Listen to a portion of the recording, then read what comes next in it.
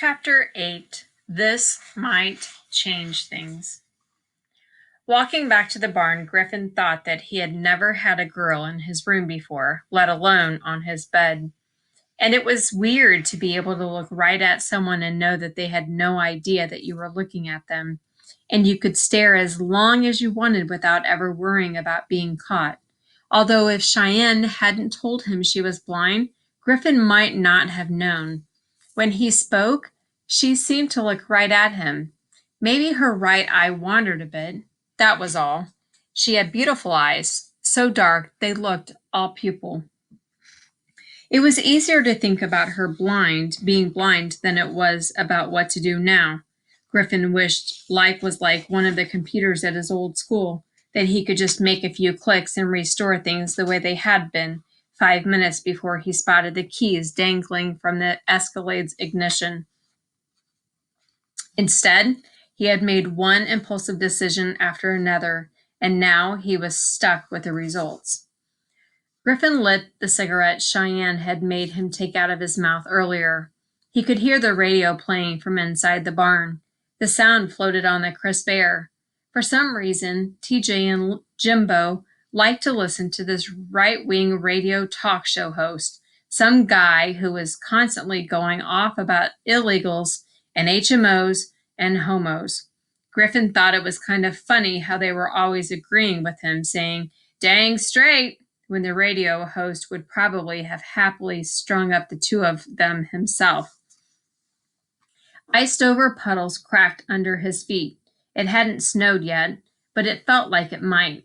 Griffin liked how the snow shook a white blanket over everything, softening all the edges. Take the remains of one car, a Honda that had been relieved of its wheels, door panels, seats, and stereo, sitting midway between the house and the barn. Covered in snow, it would become a beautiful abstract sculpture. His dad had driven the Escalade into the barn and was now walking around it, eyeing it up and down. The SUV was cherry. It had less than 15,000 miles on it. Stealing it should have been a real coup. It would have shown his dad that Griffin was capable of playing in the big leagues, if Cheyenne hadn't been in the back, but that was a pretty big if. "Are you going to replace the VINs?" Griffin asked Roy. A VIN, vehicle identification number, was stamped in several places on all cars. Basically, it was a car's fingerprint. But you could take the VIN from a salvaged car and put it onto a stolen car, in essence swapping the fingerprint of a wanted car for a legal one. Roy ran his thumb over his lip. "I don't know. It's probably too hot to risk it. I'm thinking maybe we should just slap some new plates on it for a bit and have you ditch it up in Washington, like the forest or something. You could throw that old moped in the back, and then when you got there, put the old plates on and wipe the whole thing down and use the moped to get back. Leave it someplace it won't get found until next spring." "We could get 15 grand for it easy," Griffin protested. "We could get 15 years for it easy." There was an edge to Roy's voice. "In Oregon, there's minimum sentences for kidnapping and no plea bargaining. If anyone finds out we're involved, we'll be in deep for sure." The anger returned, as Griffin had known it would. "Just what in the heck do you think you're going to do with her?" They had been living on the wrong side of the law for a long time, but it had always been property crimes. Folks who lived around here maybe knew that Roy ran an odd little body shop, but they weren't the kind to ask questions about why it didn't advertise in the yellow pages, didn't have a sign out front, and didn't accept customers off the street. "Look, she can't even see us," Griffin said, "so she can't say what we look like. She doesn't know our names. She has no idea where we are. We can keep the car and trade plates and VINs. And tonight, I'll drive her out to the middle of nowhere and make her get out. By the time anybody finds her, I'll be long gone."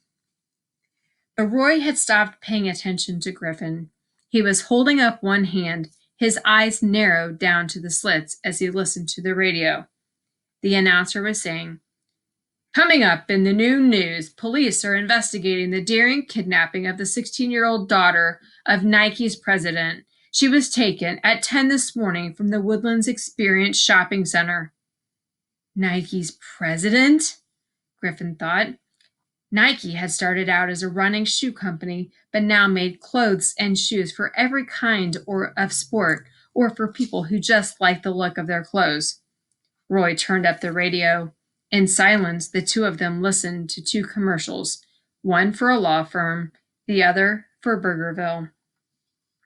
The female announcer came back. She said breathlessly, "Police say 16-year-old Cheyenne Wilder, daughter of Nike's president, Nick Wilder, was kidnapped shortly after 10 this morning at the Woodlands Experience Shopping Center. Her father spoke to reporters a few minutes ago."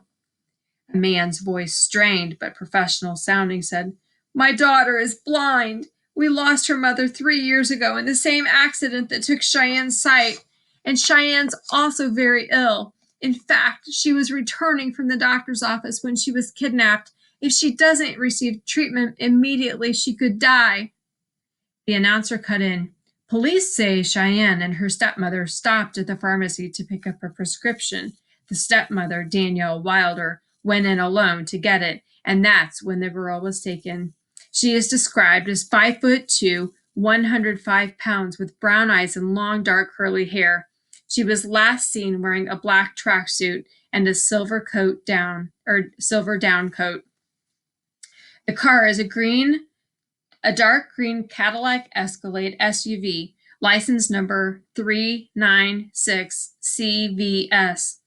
While there are reports of the car being driven at a high rate of speed out of the parking lot, witnesses were unable to give a good description of the person driving the car. An Amber Alert has been issued. If you spot the vehicle, police ask that you call 911. The announcer took a breath. In other news, Roy turned down the radio.